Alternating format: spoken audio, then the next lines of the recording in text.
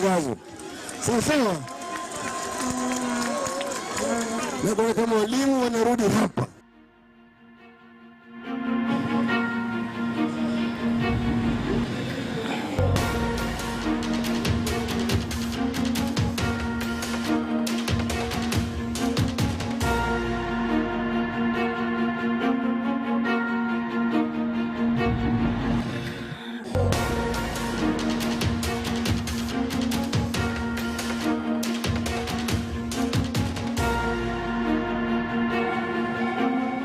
Over the past 5 years, 32 teachers have been killed in targeted attacks in northeastern, with Wajir, Mandera and Garissa bearing the brunt of this wave of insecurity. To date, over 3,000 non-local teachers have been transferred in the mass withdrawal over their security concerns.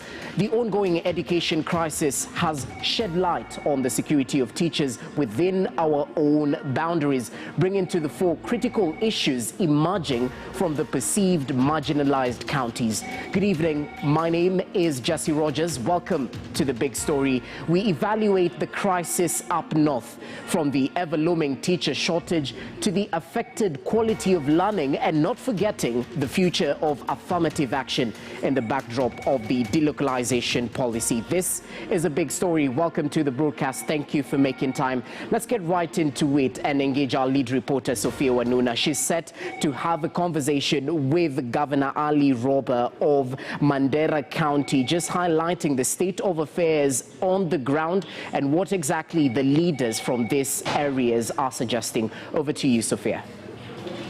Good evening, Jesse. So education in northeastern Kenya has been paralyzed for the last couple of days and weeks, in fact. But a decision last month by the Teacher Service Commission to withdraw all non-local teachers from the region, this following killing of non-local teachers by Al-Shabaab, is what appears to have exacerbated a situation. It's not the first time we have seen teachers or non-locals, even residents in that region, being killed by Al-Shabaab militia. And talks now are ongoing. Those officials have been summoned by Parliament, that is the Inspector General of Police, the Minister for Education, alongside CEO, the Teacher Service Commission, to really explain the way forward, because as it stands, all of these students, all of these children are home, and education, as I said, paralyzed. So to talk a little bit more about really the situation on the ground is Governor Ali Roba, Mandera County Governor. Thank you for making time for The Big Story today. Let's begin perhaps with you painting for us a picture of what has been happening, and indeed, even as you speak to that, whether you support this decision by TSC to withdraw teachers from there, non-locals. Well, thank you very much. The situation right now is that about 2,580 teachers have been withdrawn from the three counties of Garissa, Wajir and Mandera. This is not the first time it has happened, and unfortunately because of an incident that occurred in Garissa that triggered this latest move. The challenge of Al-Shabaab has been there. It has affected not only the teaching sector but the fabric of society completely, you know, from private sector investment to government projects, taking longer time from implementing, to even some projects not being able to start as a result of this challenge. Yeah. Now, the situation is we have some teachers that are left, the local teachers, and some local teachers who opted not to leave in the counties, but at least more than 50% of the teachers in our region have been removed, and that is the situation as it is. The leadership of the region have been in consultation for a while to also engage Teacher Service Commission, Ministry of Education, to try and find a way we can work around mitigating these challenges in the short term and also in the long term, because this susceptibility to terror shocks is not going to go away. As long as Somalia remains unstable, we are bound to have some spillover effect of terrorism and radicalization. As you understand, this is a global phenomenon. It has affected the fabric of our societies locally nationally, beyond northern Kenya. It has affected northern Kenya and spilled over into other regions like central Kenya, Luo Nyanza, western Kisii, as you've seen in the many incidences that have taken place around Nairobi and other areas. There are non-Somali, Al-Shabaab terrorists that are in there. But we it started with Somalis. It has gradually moved over to other communities. As such, is a national challenge that we have to collectively find a way we can deal with this challenge without apportioning blame. Of course, when security incidents happen, there is always concern on security. It has affected not only the teachers. I mean, somebody like myself standing before you here have suffered two catastrophic terror incidences. We have lost 3 security officers at one time and 5 security officers at another point,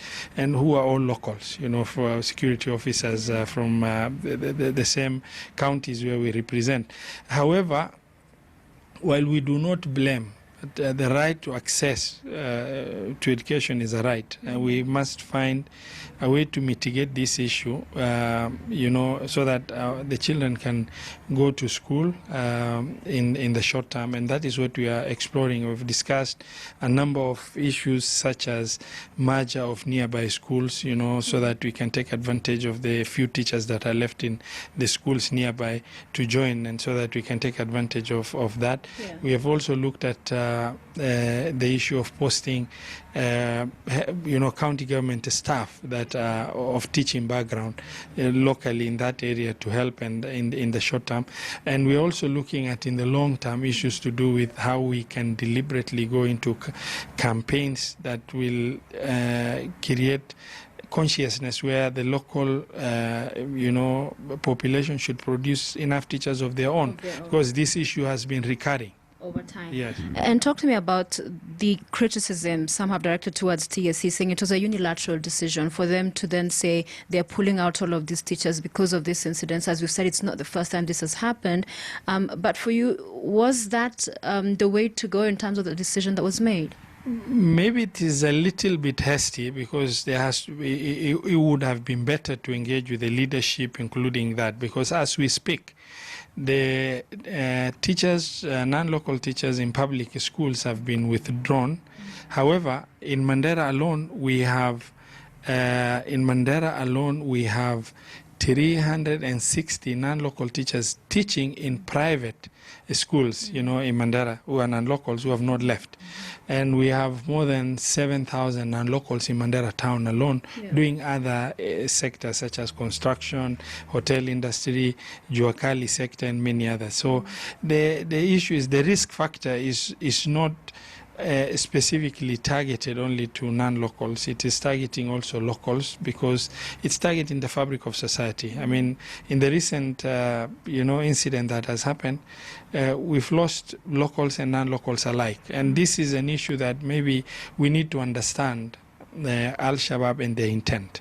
The intent is, in Kenya, they try and target what the people they believe to be non-Muslims or non-locals, but right across the border they're killing only Muslims, only Somalis who are just like them. In Mogadishu they are killing in hundreds, but they're only Somalis. So we find that it's an ideology that Al-Shabaab is trying to harbor to make sure that they pit Kenyans against each other. They know the Somalis are the most integrated community.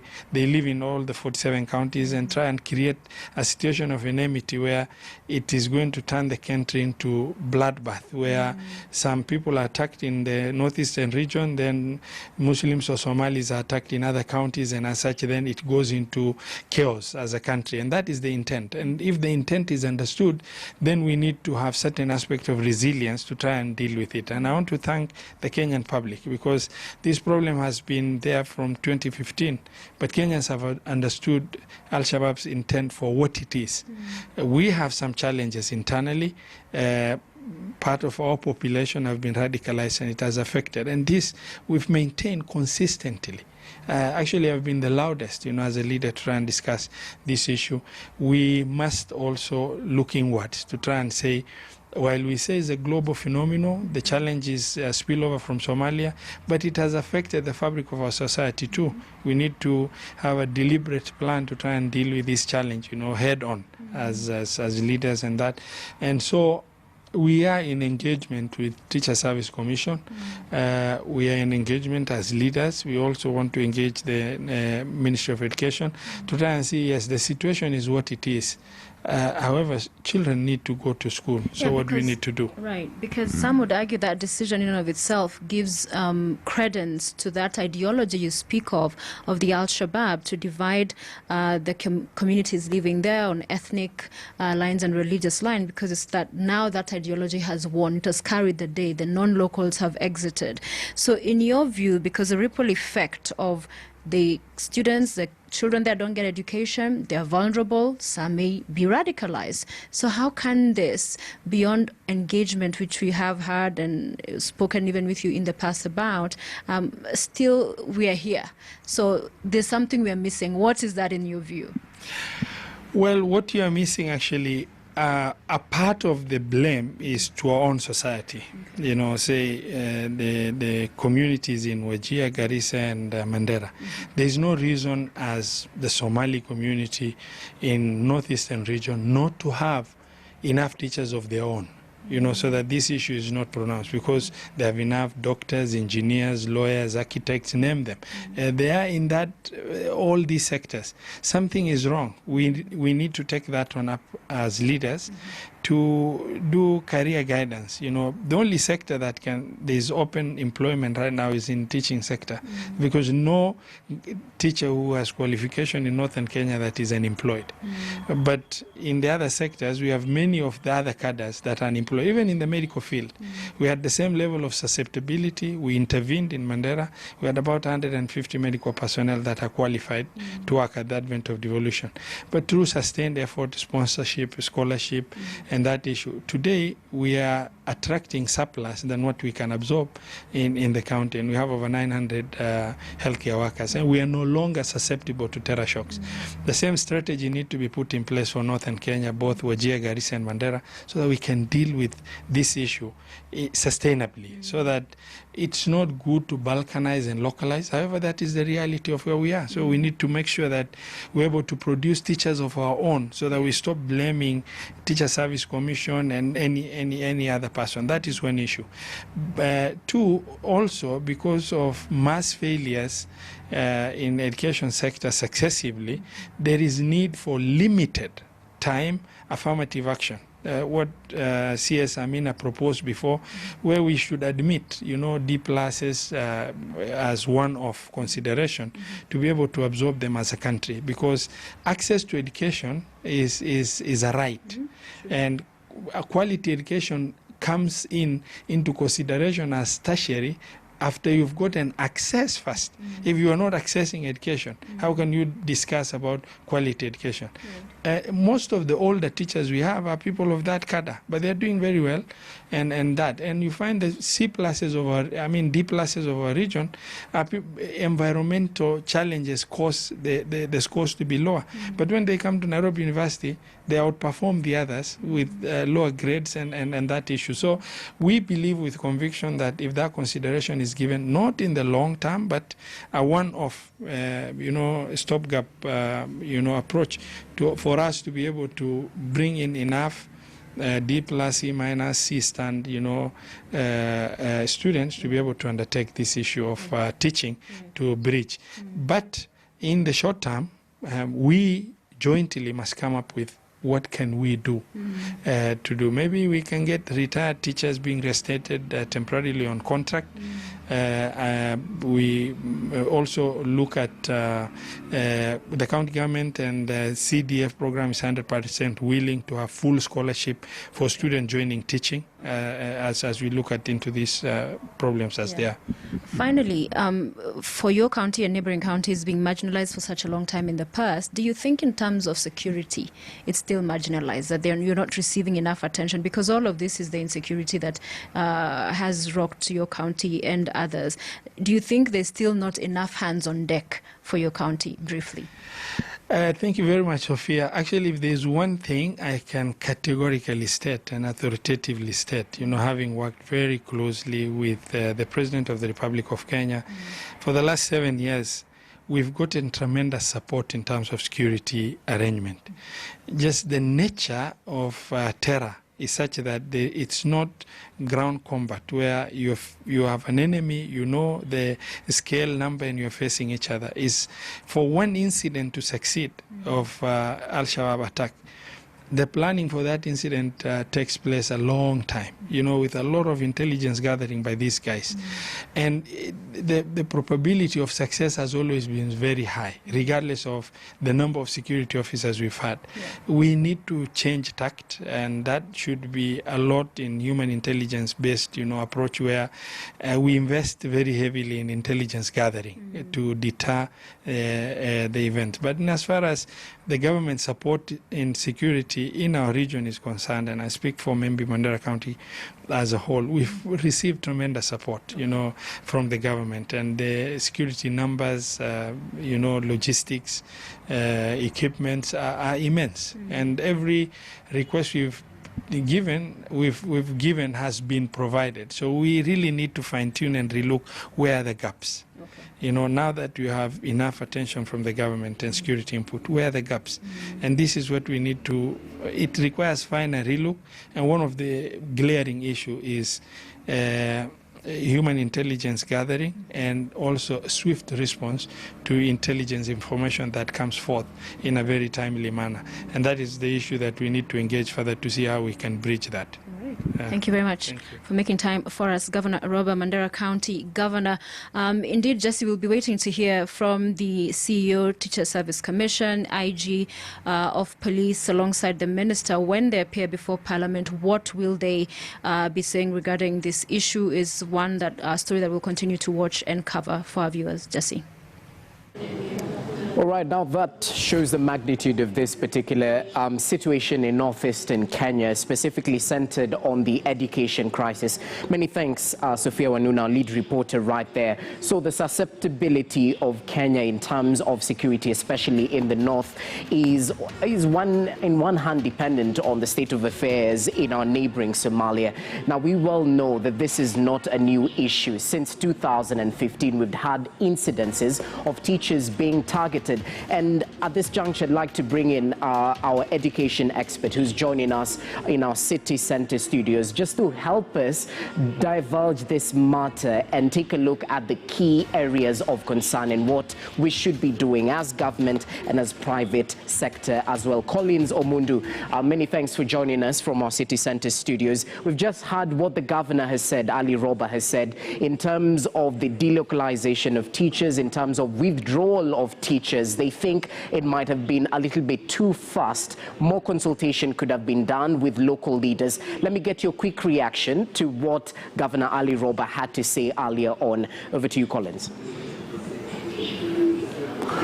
Thank you, Jesse. One thing which I would like to point out in the interview with the Governor, Honorable His Excellency Roba, is that as Kenyans we have to appreciate that terror is a threat to the fabric of our society. And whereas most of these terror attack cases take place in northeastern, it is now denying our children in northeastern part of the country the right to education, which is very unfortunate. But then, as we talk about the right to education of this particular whole generation of children in northeastern, we must also think about the right to life of the teachers. 2015 is quite a number of years down the line, and these attacks have been there for a while. I think as a country, and these particular three countries, Wajir, Mandera, and Garissa, they need to come up with a more robust strategy of addressing the issue of terror in the region. Otherwise, teachers are everywhere. They live in the remotest end. The governor said that why only teachers have been recalled or rather removed from the region. In most cases, the teachers, they are everywhere in those societies, from the remotest end of a county and to the town center of the county headquarters. So one of the things that perhaps could be of help to the region, they could think about affirmative action and let it be something that works, not just affirmative action that is more or less reactionary, but it should be based on some long-term planning. In the meantime, they could have leeways to handle it. Thank you.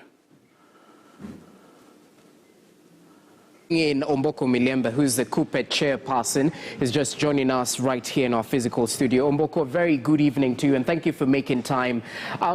We have an intricate situation up in the north. On one side, the quality and access to education is being hampered by the obvious insecurity crisis in the region. And on the other end, we have the Teacher Service Commission withdrawing teachers. I'm curious, what's your take, what's KUPPET's take on this whole matter? Do you think withdrawal of teachers is the solution to what is facing the north area in Kenya? Thank you very much, and sorry that I'm late. But I think the situation in northeastern Kenya is a situation that is not a now situation. It's an old situation. It all began in 2015, mainly at its high pace, when they killed over 15 teachers at a go.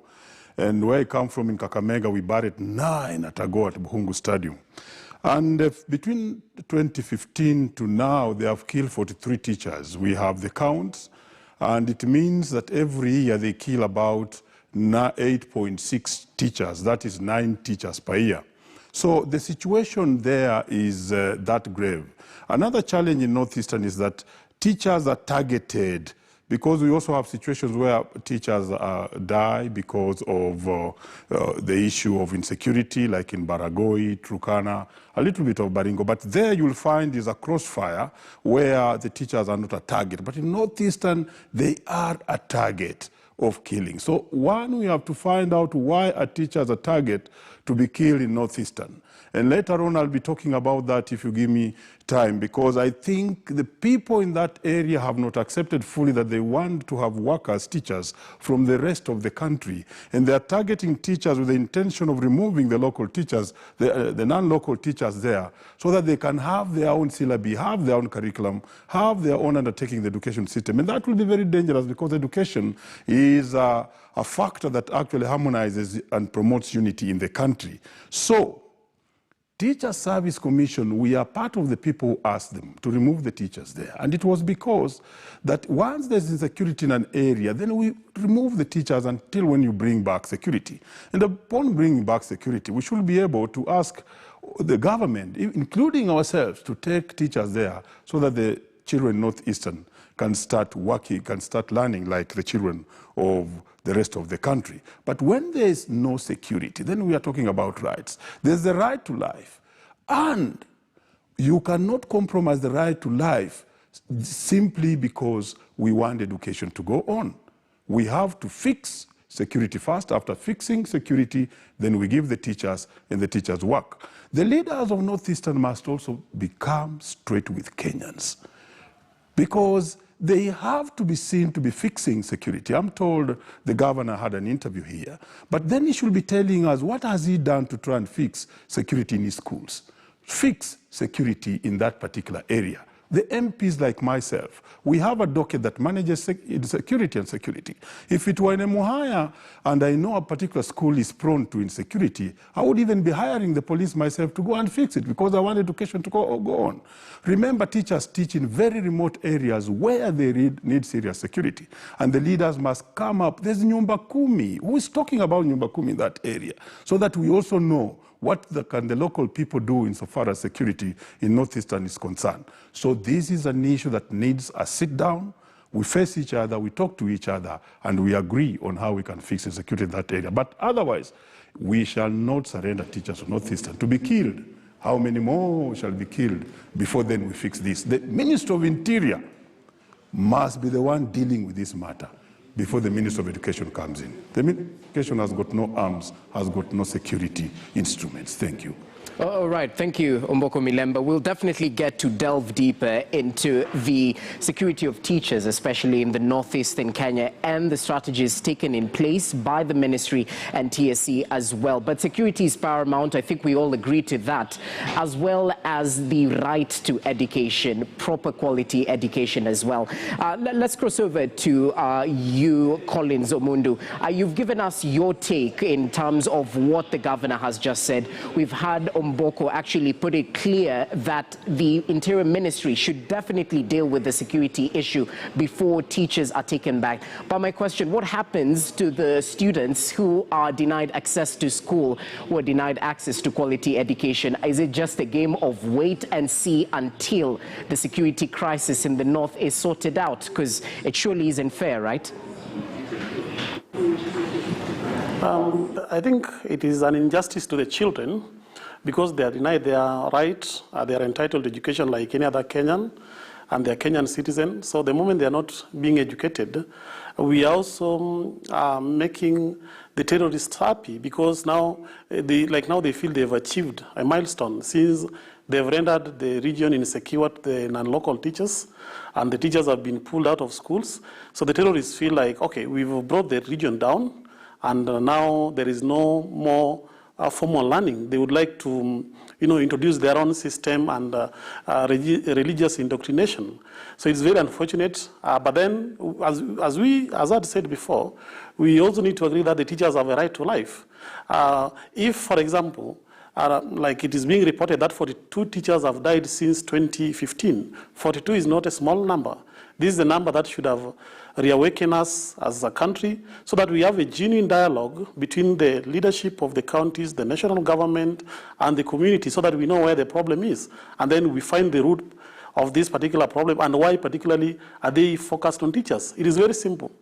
Without teachers in those particular schools, the children can easily get radicalized by the terrorists because they'll be idle, most of them will be in their villages, and at the end of the day, the terrorists will end up having more followers, perhaps joining them in their training camps in Somalia, and they later on come back to Kenya to attack us.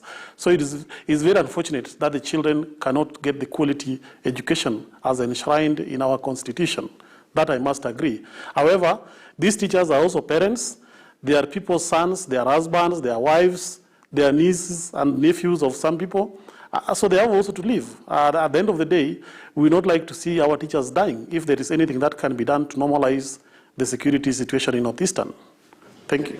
All right, let's take a short break right now on the big story. When we come back, we'll delve deeper into this because it has also put to the forefront glaring issues in terms of teacher shortage. We'll also get to discuss the delocalization policy and also what the government is recommending in terms of dealing with these issues, even as we anticipate various members in the education sector to present themselves to Parliament tomorrow in regards to this. Stay with the big story. We'll be back after this short break.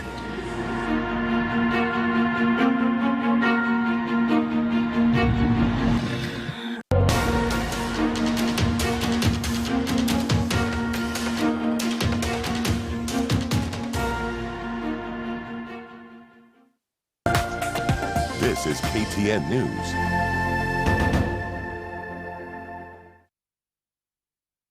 From Kenya's breathtaking landscapes to the exquisitely lush fairways, from seasoned local professionals to visiting global stars. The Magical Kenya Open presented by ABSA is back at the Karen Country Club from the 12th to the 15th of March 2020. Come and experience great food, good music, and lots of entertainment. Get your tickets today at www.kenyaopen.golf.